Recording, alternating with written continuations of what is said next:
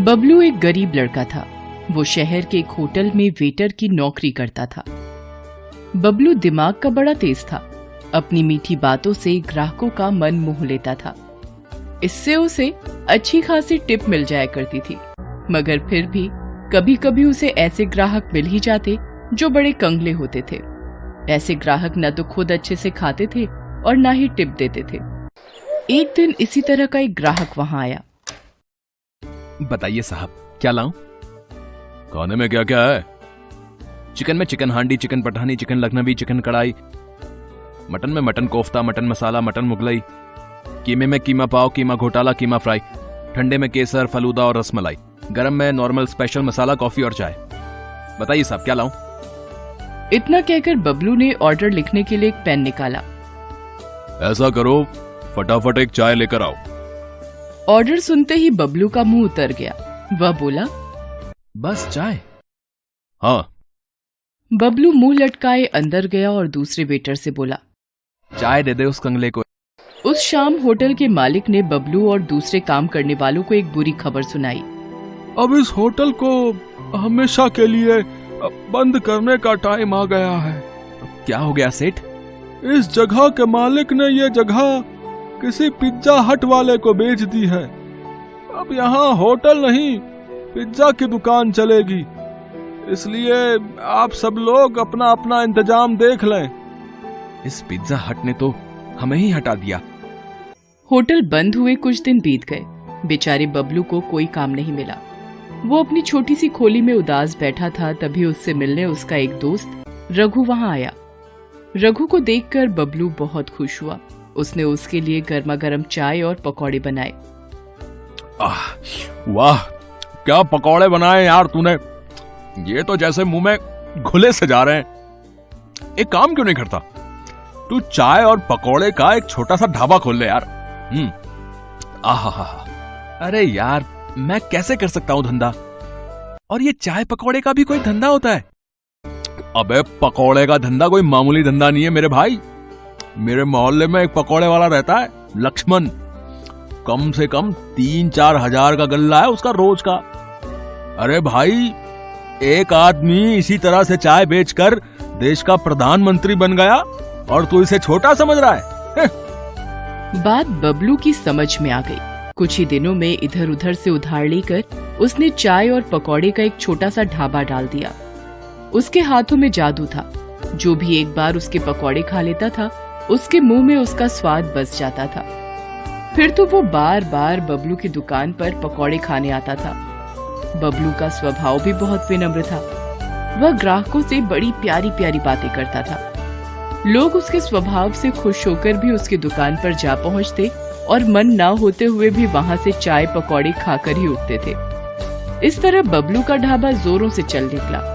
उसे इस ढाबे से अच्छी खासी आमदनी भी होने लगी।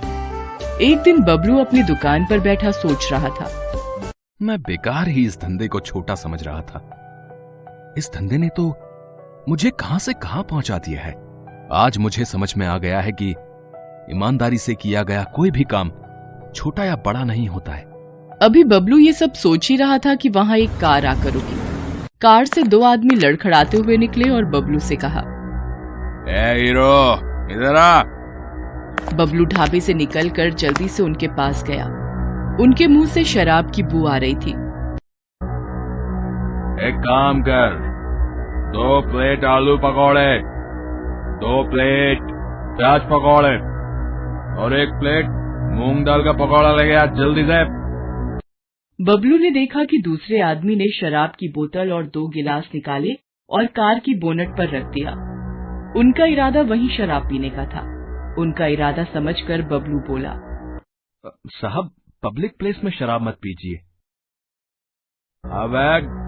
अबे जा, ज्ञान मत दे, ऑर्डर ला जल्दी से। बबलू जल्दी से ऑर्डर लेकर आया। उन दोनों आदमियों ने वहां शराब पी और पकौड़े भी खाए। फिर दोनों वहां से जाने लगे। तभी वहां बबलू आया और बोला, साहब, पैसे तो देते जाओ। मुझसे पैसे मांग रहा है? अबे जानता मैं कौन हूँ? आप कोई भी हो, मुझे मेरे पैसे दे दो। आपके टोटल 120 रुपया हुआ है। अबे वीरेंद्र भाटिया नाम है मेरा। इस पूरे इलाके का म्युनिसिपल कमिश्नर हूं मैं। अबे तेरा धंधा बंद करवा दूंगा तो जानता नहीं मेरी पावर को। मैंने तो बस अपने पैसे मांगे थे साहब। बबलू की इस बात से वीरेंद्र भाटिया आग बबूला हो गया। उसने जमकर बबलू की दुकान में तोड़फोड़ की और वहां से चला गया। बेचारा बबलू अपने ढाबे की हालत देखकर रो पड़ा। वीरेंद्र भाटिया का गुस्सा इतने से शांत नहीं हुआ। अगले दिन बबलू को दुकान बंद करने का नोटिस मिल गया म्युनिसिपालिटी से। बबलू पर तो जैसे आसमान ही गिर पड़ा। दुकान के बंद होने से सिर्फ बबलू को ही नहीं, उन लोगों को भी परेशानी होने लगी जिन्हें बबलू के चाय और पकौड़ों की आदत लग चुकी थी। एक दिन बबलू अपनी खोली में उदास बैठा था। तभी वहां कुछ लोग आए। बबलू उन्हें पहचान गया। वो सब उसके रोज के ग्राहक थे। अरे बबलू भैया, अरे और कितने दिनों तक ऐसे ही बैठे रहोगे हैं? अगर अभी कुछ नहीं किया गया तो इस भाटिया की मनमानी बढ़ती ही जाएगी, बता रहे हैं। आज तुम्हारी दुकान बंद की है, कल हो सकता है पूरा बाजार बंद कर दे। तो मैं अब कर भी क्या सकता हूँ? तुम हमारे साथ उस भाटिया के ऑफिस में चलो, हम वहीं विरोध प्रदर्शन करेंगे। इस तरह बबलू उन सब लोगों के साथ चला। इतने लोगों के साथ होने से उसकी हिम्मत भी बढ़ गई थी। वो भाटिया के दफ्तर पहुंचा और अपनी दुकान खुलवाने की मांग की। भाटिया बाहर निकलता है और गुस्से में बबलू से कहता है, अच्छा, तो तू इन सब के साथ मुझे डराने आया है? तू जानता नहीं कि तू किससे पंगा ले रहा है? मैं तो जानता हूं, मगर शायद आप नहीं जानते कि आप किन लोगों से पंगा ले रहे हैं।